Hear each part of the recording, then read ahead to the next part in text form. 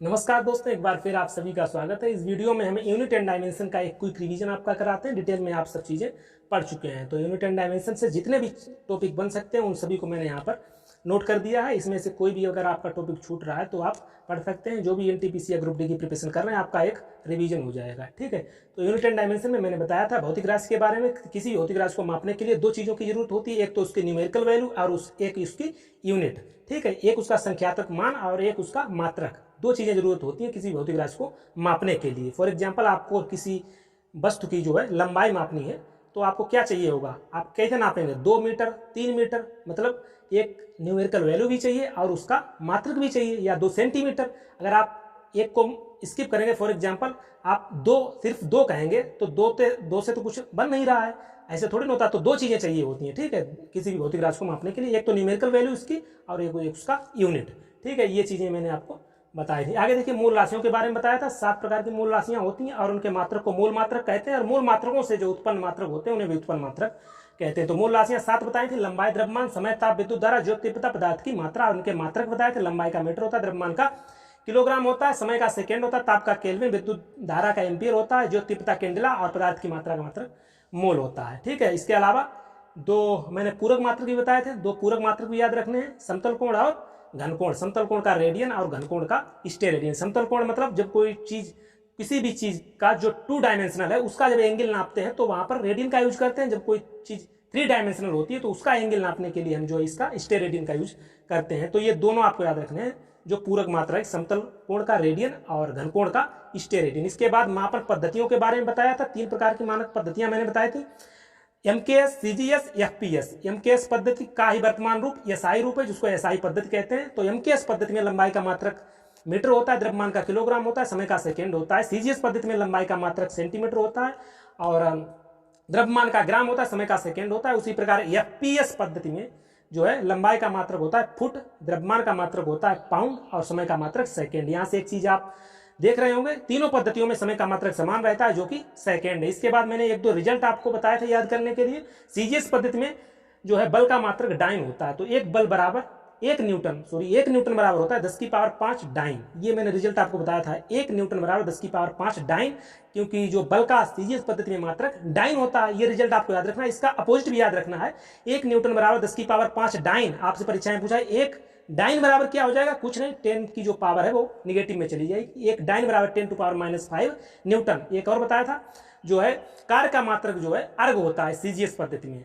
तो यहां से एक रिजल्ट मैंने बताया था, 1 जूल बराबर होता है 10 की पावर 7 अर्ग। 1 जूल बराबर 10 की पावर 7 अर्ग। अगर एक अर्ग की बात की जाए तो अपोजिट कर देंगे, एक अर्ग बराबर 10 टू पावर -7 जूल। तो अपोजिट भी पूछ सकता है, ये नहीं जैसा आपने देखा वैसा ही दिमाग में फिट कर लिया, कुछ अपना भी दिमाग यहाँ पे लगाना है जितने भी रिजल्ट हैं खासकर उनमें। तो बीमा के बारे में बताया, कुछ नहीं, बीमा मैंने बताया था। अगर आपको फार्मूले पता है तो आप आसानी से बीमा निकाल सकते हैं, इसमें कोई लॉजिक नहीं है। लंबाई की बीमा आपको पता है, यल से लिखते हैं, द्रव्यमान को यम से और समय का टी से। इसको बड़े क्वेश्चन में लिखा जाता है। अगर आप किसी भी भौतिक राशि की बीमा निकालना चाहते हैं उसका फार्मूला आपको पता होना चाहिए। कुछ मैंने भौतिक राशियां बताई थी, कुछ जिनकी जो है मात्रक बीमा समान होती है, जैसे चाल बेग, चाल अदिश राशि है, बेग जो है सदिश राशि है, उनकी फार्मूला जो है समान होता है। चाल बराबर दूरी बटे समय और बेग बराबर विस्थापन बटे समय होता है। कार्य, ऊर्जा और बलागुण, इनकी बीमा जो है समान होती है। संवेग आवेग की समान होती है। उसके अलावा कुछ और मैंने बताई थी, दाब, प्रतिबल, प्रत्यास्थता गुणांक। प्रत्यास्थता गुणांक में किसी भी प्रकार की प्रत्यास्थता गुणांक आ जाए, चाहे वो यंग प्रत्यास्थता गुणांक आ जाए, आयतन प्रत्यास्थता गुणांक आ जाए, दृढ़ता गुणांक आ जाए, इन सभी की बीमा समान होती है। कुछ बीमाहीन राशियां भी मैंने बताई थी। बीमाहीन राशियों को आपको याद रखना है, यहाँ से परीक्षाओं में प्रश्न बनता है। आपेक्षिक आर्द्रता, आपेक्षिक घनत्व, घर्षण गुणांक, आवर्धन क्षमता, विकृति, ये कुछ भौतिक राशियां हैं जिनकी जो बीमाहीन है, इनकी बीमा नहीं होती है। आगे दूरी के मात्रक मैंने आपको बताए थे 3, पारसेक और बताया था प्रकाश वर्ष, एक खगोलीय इकाई। तो इनकी न्यूमेरिकल वैल्यू आपको याद करने के लिए मैंने बताया था। तो एक पारसेक बराबर, पहले मैं प्रकाश वर्ष के बारे में बात करता हूँ। एक प्रकाश वर्ष बराबर होता है 9.46 इंटू 10 टू पावर 15 मीटर। ये आपको याद रखना है, मैं क्या बोल रहा हूँ, मीटर। ये जो यूनिट है ये आपको ध्यान रखनी है, क्योंकि कभी कभी एग्जाम में जो है मीटर की जगह किलोमीटर पूछ देगा, तो कोई दिक्कत नहीं, 1000 से हम उसको डिवाइड कर देंगे।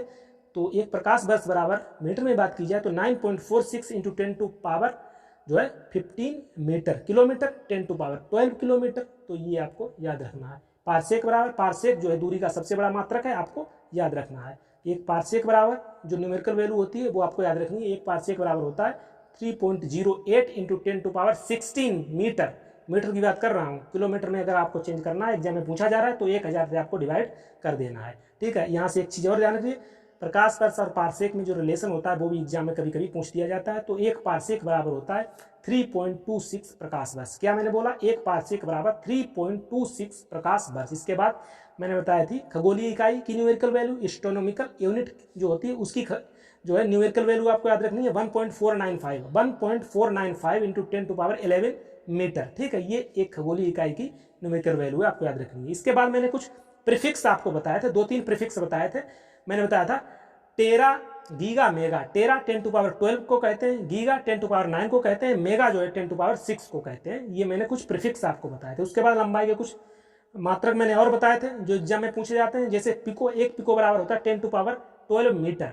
तो आपको ध्यान रखना है वही चीज, जो यूनिट आपको खासकर ध्यान रखनी है, एग्जाम में कंफ्यूजन हो जाएगा, आप गलत मार के चले जाएंगे। तो एक पिको बराबर होता है 10⁻−12 मीटर होता है। अगर वहां पर सेंटीमीटर में ऑप्शन दिए हैं तो आपको कुछ नहीं करना है, 100 का मल्टीप्लाई कर देना। 1 मीटर बराबर 100 सेंटीमीटर होता है तो 100 का उसमें मल्टीप्लाई कर देना है। इसी मैं आपको बता रहा हूँ, एक पिको बराबर होता है 10⁻−12 कितना मीटर। अब इसको सेंटीमीटर में पूछा जाए तो 10⁻−10 सेंटीमीटर, क्योंकि जो पावर है वो निगेटिव है, आप समझ रहे होंगे। तो एक नैनो बराबर होता है 10⁻−9 मीटर सेंटीमीटर में, 10⁻7 सेंटीमीटर। एक माइक्रो 10⁻6 मीटर होता है, एक फर्मी 10⁻15 मीटर होता है, एक एंगस्ट्रॉम 10⁻10 मीटर होता है। इसके बाद मैंने कोटिमान और सार्थक बताया था। कोटिमान मैंने आपको बताया था, किसी वैल्यू का आप कोटिमान निकालने के लिए पहले उसको वैज्ञानिक रूप में लिखते हैं। वैज्ञानिक रूप माने जो है पॉइंट से पहले एक अंक रखते हैं और उसको 10 टू पावर में कन्वर्ट कर लेते हैं। उसके बाद हम 3.16 से उसको कंपेरिजन करते हैं, किसको, 10 टू पावर के अलावा जो भी वैल्यू रही होती है उसका कंपेरिजन करते हैं 3.16 से। अगर 3.16 से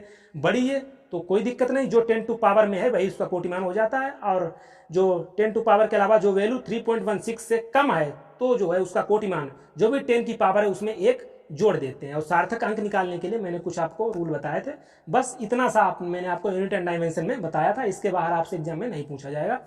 अगर आप लोग ग्रुप टी और एनटीपीसी की तैयारी कर रहे हैं तो यहाँ से आपका जो है रिवीजन होता रहेगा। चैनल को सब्सक्राइब करिए, मिलते हैं नेक्स्ट वीडियो में। Thank you.